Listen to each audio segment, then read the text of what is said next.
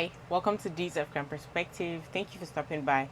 Okay, the videos we're going to be checking out today are videos about people ranting about the late stage capitalist society that we actually find ourselves in. When capitalism kind of went too far and everything is just becoming worse and worse, because it's like, usually things don't just, jump into being bad. It just has to start gradually, and then it progresses to the point where everybody's like, enough is enough, like we are feeling this. Like, you can feel the mighty impact of it in your life and in the life of everyone around you. A lot of the things that we have in this life are things that maybe possibly some of them we could actually just be enjoying it for free, but most of the time we've been separated from so many stuff and now we have to be paying for those things. Which example of it is nature. Sometimes, like, just with normal nature, natural stuff that is on the earth that's just free, that we could just enjoy, you have to pay for it to actually enjoy it. But we're going to be checking out these videos and see what people have to say about these videos. But before we get right into this video, I really want to give a very, very big shout out to Joseph for sending me a $20 cash app.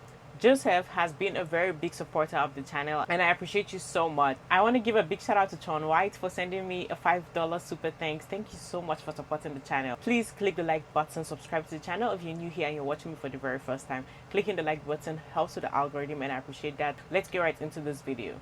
This is my final straw. My final straw in capitalism. So the printer that I bought with money and the paper that I supply with it that costs money, the ink that I supply it with costs money, in the house that I have to plug it into, the Wi-Fi that I use to connect it to, the phone that I use to print said things to, that all cost money. I can't use the printer unless I have a subscription to it. You have to have a subscription to said printer to use the printer that I already bought with money. I know life is just a bunch of subscriptions. At this point, we subscribe to the air that we breathe. But a printer? $5 a month. $5 a month to print things that I already bought. The printer already bought. Printer paid for. Ink paid for. Paper paid for. Phone paid for. Wi-Fi paid for. Electricity paid for. Printer. Subscription. My last straw. This is it. Have you guys noticed that we are so disconnected from nature, and then late stage capitalism sells you connection to nature because disconnection from nature creates physical illness in the body? And if you didn't know this, basically when we're in these boxes, in these apartments and offices and cubicles just blasted with blue light, it ain't good for you. Sitting at a desk for 8 hours a day, living a sedentary lifestyle, walking 2,000 steps a day, it ain't good for you. It's not. You need to touch grass. You need to go outside. You need to get light in the morning. You need to look at a sunrise and look at a sunset. But because the way society is set up makes it very difficult for the average person to do those things, which it shouldn't be difficult. Like, it should not be a privilege to touch the earth. It should not be a privilege to go see a sunset. It's just like how we need water and food, we need light, okay? And the way that then late stage capitalism, I love my red light. I am not hating it all. I love this thing. Balloon Box, not sponsored. I have no affiliation with them. Love them. The thing is, that was really bright. I love this thing, but we need to be sold red light, which we get red light from sunrises and sunsets. Like, you can get red light in nature, but we're disconnected from nature, so then we need to buy things. And what inspired this rant, I overpaid for this cold plunging experience today, like 6 a.m. I'm sitting in this cold plunge, paid, you're gonna judge me if I tell you how much I spent. I spent $50 to sit in a cold plunge for 20 minutes. I'm delusional. Why did I do that? Because I wanted to try it out. I wanted to experience it because everyone talks about cold plunge. I think cold plunge is so overhyped. Literally, you would not need a $50 cold plunge session if you just go jumped in a lake.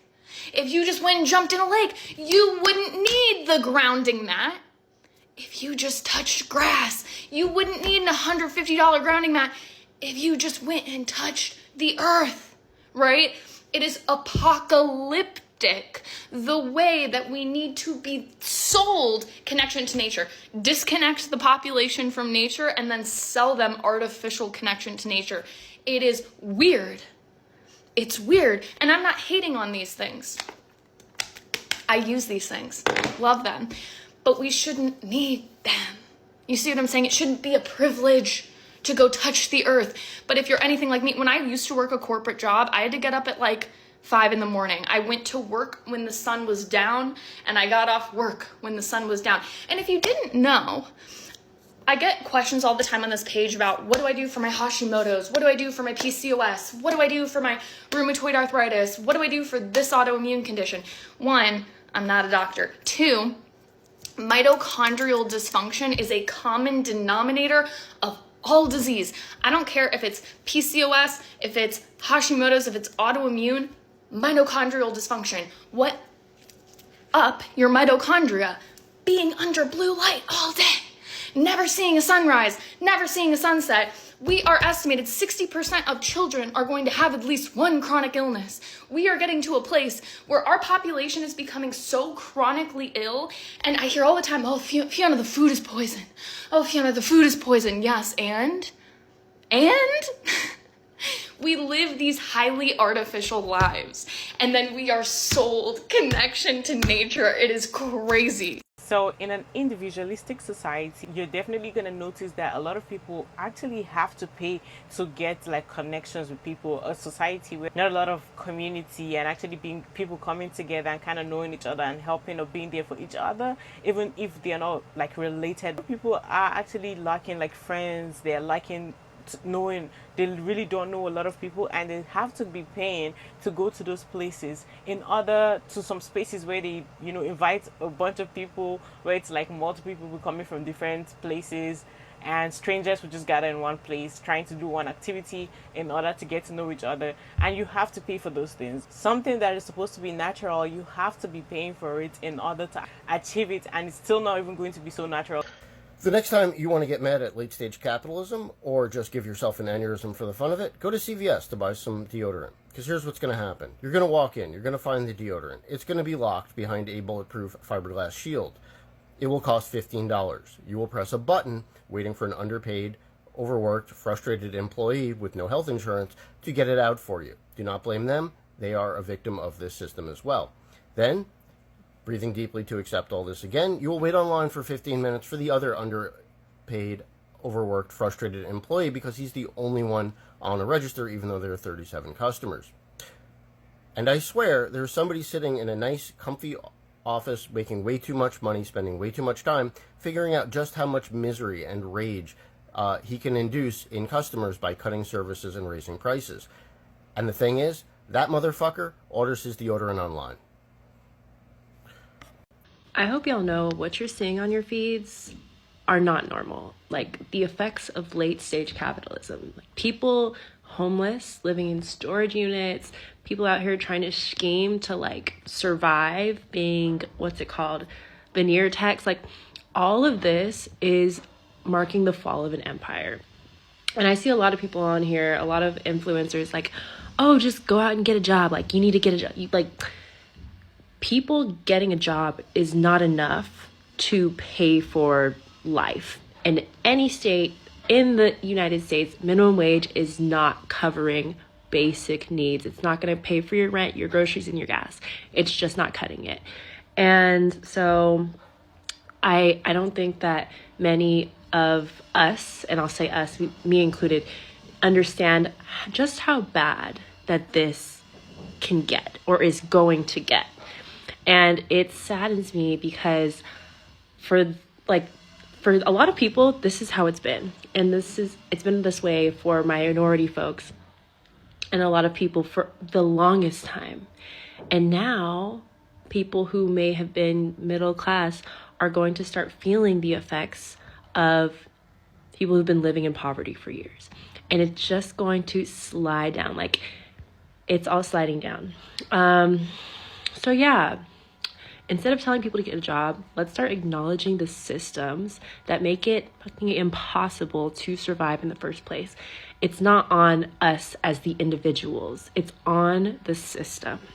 Okay? So let's have some more empathy and actually understand what's going on from a worldview. Who's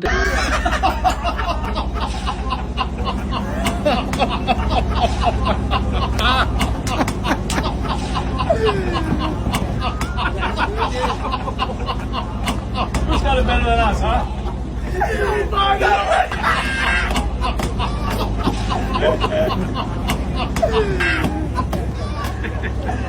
Is anyone else worried about the uptick in businesses that are just come to our location and pay money to be here and do a hobby? Like, some of these places make sense, right? Like the make your own rug places, because you're not going to go out and buy a tufting gun and tufting materials and everything necessary just so that you can make a custom rug. But like, I just saw an ad for one. It's like, oh, come with your friends to our place to make mosaics. You can make your own mosaics. And like, I've made mosaics before. They are quite simply not that expensive to make. Like, you could probably go to any crafting store with $20 and get all of the raw materials that you need in order to make a mosaic. And I guess I'm just kind of like concerned that hobbies are being turned into something that you have to pay someone else to do. Like, this idea that that's how you do hobbies is kind of worrying to me, because it's like, now not only are you paying someone just to exist in their space and like use their stuff, like similarly to how you go to a coffee shop and use Wi-Fi, but now you're also paying them so that you can do all of the labor yourself, which is like, I don't know. Why would I do that? I just have to go on a rant for a second. I was looking at concert tickets for a concert in December. Like, the highest place that you could sit in this concert is almost $500 a ticket. I'm just so tired of everything in life trying to make it so that everyday people can't afford to do these fun activities. Like, life is truly sucking the fun out of every experience for all of us because we could barely afford to do these experiences anymore. I've been to so many concerts in my life, like more than I could probably count. And to pay $500 for a ticket, that would usually be a pit ticket, not at the top of the fucking orchestra. Like, enough is enough. We are all just barely hanging on here. Let us enjoy the simple things in life. Like, these should not be luxuries. Honestly, no hate, no shade to the people, to the businesses trying to get their bag, but I'm just like, it's like, aren't we going too far a little bit? Because I actually even see some places where they're like, hey, like, you're gonna come here and learn some crochet, and it's like $100 and something. You see the prices will just be high, and it's like, you should come and learn. Or everybody, like, you can just come sit down in that space, and it's just a quiet space for everybody to just be in their craft, just be doing your stuff. And it's like, that's crazy, because we would have just known each other, like, we kind of come as a community and just sit down somewhere and just chill and do that. But now we have to go and pay to be in a space to actually gather around to do that, or to learn, like, just beginner stage, when you can just find somebody's grandma and she will just gladly be so happy to teach you something that she enjoys doing, and it's a hobby. So it's like, it's crazy that this is how far we are going in the society. We're literally actually very disconnected. It's costing us so much from disconnecting from each other. I ain't gonna lie, like, this whole disconnect is expensive. I've been saying for a couple years now that I think the reason why it's so unpleasant and uncomfortable to shop in store these days is because it was created to be that way. It is by design. It is on purpose. These corporations and retailers are creating unpleasant and uncomfortable shopping experiences for us in store in order to push us to shop online. It is cheaper for them and more profitable for them to have a warehouse full of goods with staff to manage it and deliver those goods. And it is more expensive and less profitable for them to have a brick and mortar store with all of the costs that come with it. But recently I've been thinking it might be more to it than that. So we all know that the subscription-based model is taking over every fucking thing. Pretty soon we will all have to download an app and subscribe to almost every aspect of our lives. So how hard is it to imagine that soon we will all be downloading an app and subscribing in order to shop at our local grocery store? I mean, Walmart's doing it already. They have that $12.99 a month app. And I don't remember what the benefits of that app are. So anybody who's familiar, please feel free to explain in the comments. But how hard is it to imagine that pretty soon we will all be paying a monthly fee according to how much we buy, and how often we go to the grocery store. With the potential Kroger and Albertsons merger, it would make it that much easier for consumers to have to fall in line. I haven't even started on drugstores. And maybe I'm wrong, and maybe it won't happen like this, but honestly, I don't think I'm wrong, and I think it will happen like this, and I think it will happen sooner rather than later. Between the majority of everything being online and almost every aspect of our lives being sold back to us in subscription form, we are becoming more and more isolated and more disconnected from each other. But it's progress, it's convenience, and I guess that makes it okay. Capitalism is the root of all evil. That's what I said to someone, and they got so fucking mad because they're a business owner and they're a capitalist and they love capitalism. And I'm also a business owner, but fuck capitalism, right? Because the system that we live in now, it is tremendously harmful for our psyche, because as humans, we're not supposed to be living our lives like this, and we are outside of our natural flow as human beings, as fucking animals, because of capitalism. And also, I just wanted to bring up this point. When you say that you don't fuck with capitalism, people just assume that you don't want to work. People just assume that like we would not have a functioning society without capitalism.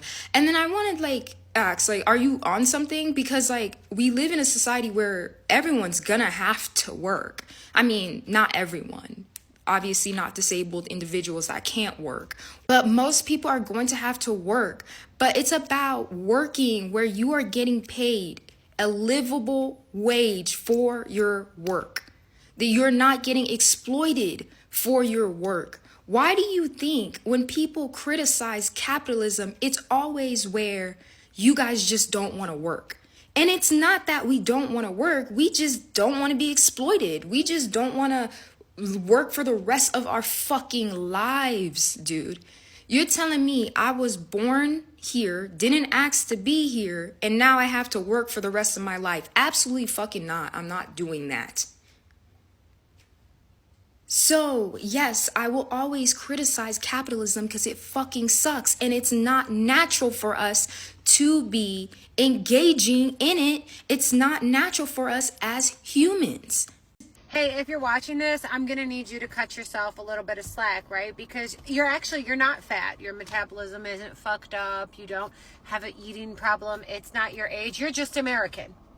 You're being fed poison that your body can't process. And that's why diabetes, cancer, and obesity are more rampant and prevalent here than any country in the world, for that matter. To further that point, you're also not lazy, right? You're just American. So you're overworked and burnt out. Where we start at 1 week of paid vacation a year, every other country, not exaggerating, every other country in the world starts at 3 weeks, and some are as high as 5 to 6 weeks of paid vacation time. And since we're giving ourselves a little bit of grace here, please keep in mind, you're not stupid. You're just American. They intentionally undereducate you with indoctrinated systems, standardized testing, and multiple choice questions that literally don't exist because apparently competing on a global scale isn't important anymore, huh? Also, keep in mind, you're not triggered, okay? You're American. You're propagated. Rage bait is a thing. It's actually the center of American marketing and media right now. You're also not sick. You're not sickly. You're not prone to sickness. You're just American. You don't have a healthcare system. It doesn't matter how much you pay. You have big pharma. You're a customer, not a patient. And since we're being brutally honest, you're also not a Trump supporter. You're just an American. You're sick of politicians, and well, he's marketed and propagated as someone who isn't. He still is. And to further that point, you're not a Biden supporter either. You're an American.